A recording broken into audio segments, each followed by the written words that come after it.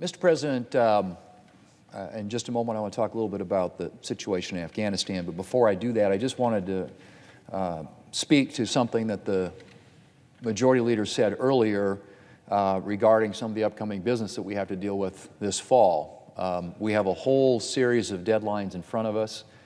The fiscal year ends on September 30th, meaning that we have to at some point fund the government, which presumably would be in the form of a continuing resolution, and we're told that the House of Representatives, when they move that and send it over here, will include a debt limit increase. The debt limit does run out. I mean, we will hit that at some point, varying estimates of when exactly that would be. Some say as early as mid-October, some say perhaps mid-November, but inevitably that will be upon us. And there's been a discussion here about how that ought to be lifted and who ought to deliver the votes to get that done. And I just want to make the point, Mr. President, that the Majority Leader, as he was down here making his remarks earlier, indicated that this was all debt that was accumulated during the previous administration. And certainly there was some debt because obviously during the coronavirus pandemic, all of us responded in a very bipartisan way. Most of the debt was at that point in time. It was the votes that we made in March of 2020 and subsequently to that. And of course, there was another $2 trillion earlier this year in February, which no Republican voted for. That was all Democrat votes, most of which had nothing to do with the virus, most of which had to do with other elements of their agenda, including expanding the government. But nevertheless, when the debt limit, hit its expiration at the end of July, it reset, and it covered everything up until that point. What we're talking about now is raising the debt limit to accommodate trillions and trillions of new spending proposed by the Democrats here in Washington and by the President and his administration. And it strikes me, at least, that being the case, if the Democrats on their own, without a single Republican vote, and there won't be any Republican votes for the $3.5 trillion bill that they're talking about, which the Committee for a Responsible Federal Budget says really isn't $3.5 trillion, it's $5.5 trillion, $5.5 trillion of new spending, massive expansion of the government, financed some with tax increases, but inevitably some with adding to the debt, that it would make sense that since the Democrats are going to do that through reconciliation, which is a purely partisan exercise, with only their votes, that it could accommodate and increase the debt limit to pay for all that spending. I think that's a fair, very fair way to look at this, and it strikes me at least that since the Democrats have embarked upon this one-party rule approach, that they, if they're going to spend another $3.5 to $5.5 trillion, that they ought to raise the debt limit to accommodate all that additional spending. And I think that's a reasonable way to approach this, and I frankly think it's consistent if you look at what's happened in the past. The last time we raised the debt limit was in summer of 2019, but that was a bipartisan deal. And it was a bipartisan deal that actually put caps on spending. We were limiting spending as we were raising the debt limit. And Republicans and Democrats joined together at the time to do that. The spending that I referenced in March of 2020, the $4.5 trillion thereabouts that was spent on the response to the pandemic, was also bipartisan. In fact, so bipartisan it passed in the Senate 96-0. Does anybody here ever remember anything around here passing 96-0, particularly of that consequence? Clearly, strong bipartisan support for doing something that needed to be done in response to the worst pandemic that we've seen in this country in a century. Those were things that were done in a bipartisan fashion. Now, this is an entirely different scenario, and I don't think anybody can dispute the fact that the Democrats, as they embark upon this $3.5 trillion reckless tax and spending spree, and again, other estimates, Committee for a Responsible Federal Budget says it's not $3.5 trillion, it's actually $5.5 trillion when you look at the spend out in the various budget windows and timelines. But let's just say, for sake of argument, that it's $3.5 trillion to $5.5 trillion, still a massive amount of spending. none of which is related to the coronavirus, all of which is part of a dramatic expansion of government, which I have referred to before here on the floor as the free everything bill. Literally cradle to grave, the government, the federal government, will take care of you, in addition to a lot of other left-wing agenda priorities, a lot of green energy provisions, all sorts of things in this, Mr. President, that are Democrat priorities with no buy-in from Republicans, no attempt to reach out to Republicans or do anything in a bipartisan way.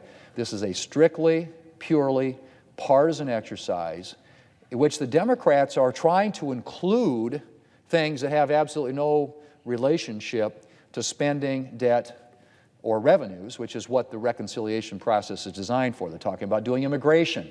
Immigration, major policy that needs to be done on a bipartisan basis that affects this country in a profound way, as we can see from the crisis at the border already. In the month of July this year, it was a 420% increase over the previous year, the number of illegal crossings.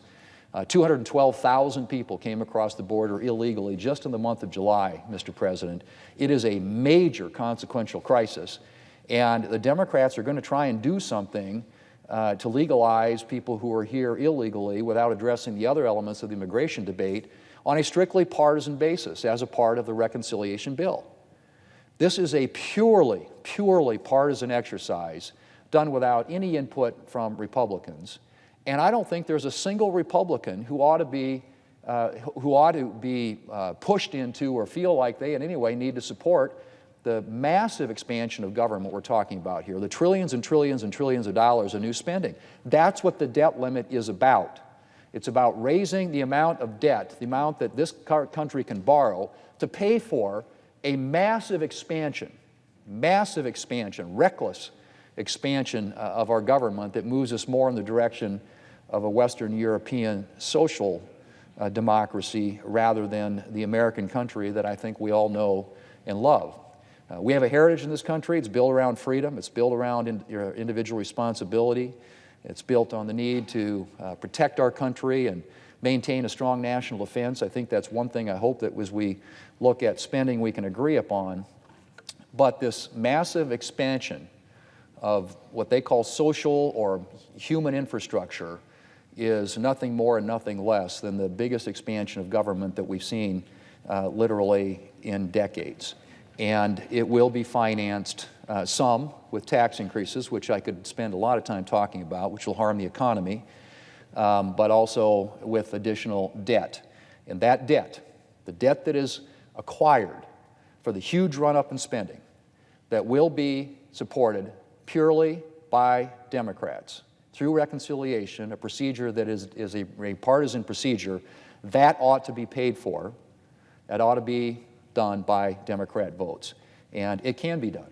It's perfectly, there's a way in which the reconciliation procedure can be used to raise the debt limit, to pay for all the new spending that the Democrats have in this bill. And so when they get down here and talk about how important it is this be bipartisan, well, it'd be one thing if there was actually any kind of a bipartisan negotiation going on, but there isn't.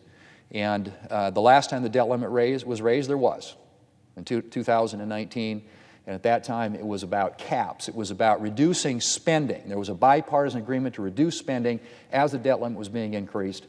And the other thing I would mention, Mr. President, in response to what the majority leader said earlier, is that the debt that was accumulated in the previous administration, much of which was done on a bipartisan basis in response to the biggest pandemic that this country has seen in 100 years. In March of 2020, $4.5 trillion of that debt was put on the bill because of a bipartisan agreement that was reached.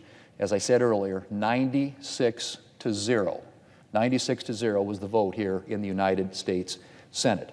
So Democrats want to go down this path. They want to spend like there's no tomorrow, and tax like there's no tomorrow, and borrow like there's no tomorrow. Then they ought to pay with their votes when it comes to raising the debt limit and unfortunately handing the bill for that to our kids and grandkids. Mr. President, 20 years ago on a clear September morning, the unthinkable happened, an attack on our nation here at home, on our own soil. Almost 3,000 Americans died that day, and our nation reeled. But in the midst of grief and fear, there was also hope. We saw evil on September 11th, but in the days and weeks that followed, we saw good as well. The first responders who raced to the scene and spent the weeks after combing through the rubble. The heroic Americans who fought back against the terrorists on United Flight number 93. The hours-long lines for blood donation as Americans scrambled to do anything that they could to help. And out of the ashes of the World Trade Center and the Pentagon and the field near Shanksville, Pennsylvania, came a new birth of patriotism and resolve. America might be bloodied, but she would not break. Evil and terror would not win. The 9/11 generation of warriors and intelligence personnel took the fight to the terrorists in the Middle East and around the world. Our men and women in uniform dismantled terrorist safe havens, disrupted terrorist groups, thwarted attacks, and hunted down and delivered justice to Osama bin Laden. And in Afghanistan, the downfall of the Taliban at the hands of our soldiers and our NATO allies allowed a generation of Afghans to grow up in freedom. I was honored to get to spend part of September 11th with members of the South Dakota Air National Guard, many of whom served overseas in the fight against terrorism.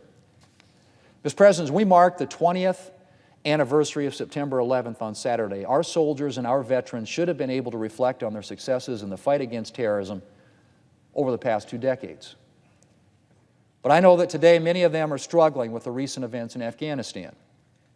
The United States' disastrous, hasty withdrawal is a stain on our nation's history and a betrayal of the men and women who fought there. But I hope they know that their sacrifices and the sacrifices of their comrades were not in vain. As I said, their actions enabled a generation of Afghans to grow up free from the oppressive hand of the Taliban and kept the country from being a haven for al-Qaeda and other terrorists. Despite the grim current situation in Afghanistan, I'm convinced that the seeds of freedom sown by our military men and women will yet bear fruit on Afghan soil. Mr. President, I and many others warned that a total troop withdrawal in Afghanistan that ignored conditions on the ground was going to be a strategic disaster, and it has been. The United States has historically maintained a limited military presence in foreign countries when it is in our national security interest to do so. And with a presence of just 2,500 to 3,000 troops, we were maintaining stability for a country that was fighting to find its way toward freedom and democracy and simultaneously protecting the interests of our own country. All of that, of course, is now at an end. President Biden's disastrous decision to completely withdraw U.S. troops on a timeline he announced to our enemies allowed the Taliban to bide their time until our ultimate departure. American citizens are still trapped in Afghanistan, and thousands of Afghans who worked with U.S. troops and U.S. intelligence are in grave danger. And Afghanistan is well on its way to once again becoming a terrorist haven. In fact, the Taliban has already appointed terrorists to top post in its new government. There's also every reason to fear that government oppression will once again become the norm in Afghanistan, particularly for women and girls. Mr. President, we heard over and over again that President Biden was going to restore America's standing in the world and repair our relationships with our allies, particularly our NATO allies. In fact, he's done the opposite. His Afghanistan disaster is a national embarrassment. He failed our troops, he failed the American people, he failed our allies, and he failed the Afghans who risked their lives with and for us. The Parliament of a key U.S. ally, the United Kingdom, condemned President Biden in the strongest terms for his dishonorable withdrawal from Afghanistan. The fact that we have left behind thousands of Afghans who worked with our country and whom we promised to protect is unconscionable. It is a stain on our country's record that will not easily be wiped away. And I really hope, that the President does everything within his power to get Afghans who worked with us and any remaining U.S. citizens out of the country as soon as humanly possible. In the coming weeks, the relevant committees in the House and the Senate need to conduct thorough oversight and investigations to understand why this withdrawal was done in a manner that further empowered and strengthened the Taliban and their al-Qaeda allies. We also need to discover why there was no effective plan to get our citizens and our Afghan allies to safety. The scenes of chaos at Hamid Karzai Airport should never have happened. And we need to find out why they did. 13 brave Americans died protecting our withdrawal. 11 Marines, 1 soldier and 1 sailor. And it's hard not to wonder if their deaths could have been avoided had there been a better plan in place for evacuation. The families of these men and women and the American people deserve answers. And the Biden administration must provide them. Mr. President, the weeks of August 2021 will live in infamy. The President's ill-considered, untimely withdrawal and complete lack of an effective plan to evacuate Americans and our Afghan allies created a humanitarian crisis and the conditions that allowed the Taliban to swiftly take over the country. The President's actions have helped condemn women and girls and the entire Afghan people to once again live under pre-9/11 oppression. And he has emboldened terrorists and increased the security risk facing our nation. It's tragic that all the good we have done in Afghanistan has come to this. Mr. President, I yield the floor.